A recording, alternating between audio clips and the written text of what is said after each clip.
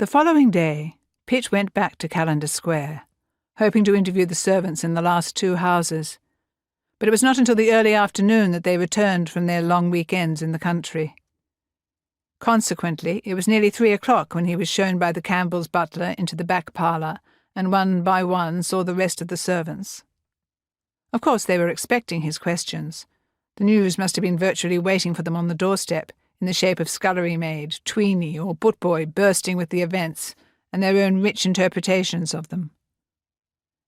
Pitt learned nothing new, and he was ready to leave when he met the mistress of the house. The Honourable Garson Campbell was a younger son of a family of wealth and position, and he had maintained a lifestyle appropriate to it.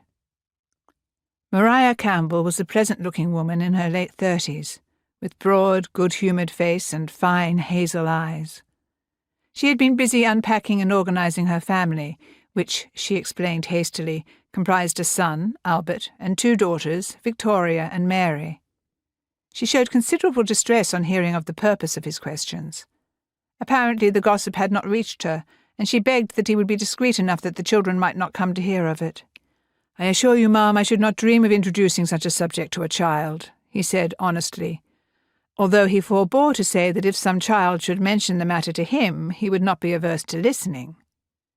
He had usually found children much less affected by death than adults, and it was a rare child indeed that was not inveterately inquisitive, and would have extracted from the servants every last detail that was to be had, or even invented and embroidered upon. "Thank you," she said courteously. "Children can be hurt." She was looking out of the window. "And frightened. There is so much that is ugly. The least we can do is protect them from it as long as we are able." Pitt was of a totally different opinion. He believed that the longer you hid from the truth, the less able you were to cope with it, when it finally broke through all the barriers like a dammed river and carried away the careful structure of your life with it.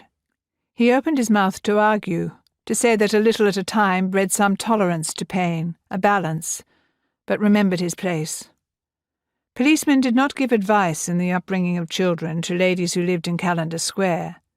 In fact, policemen did not philosophize at all.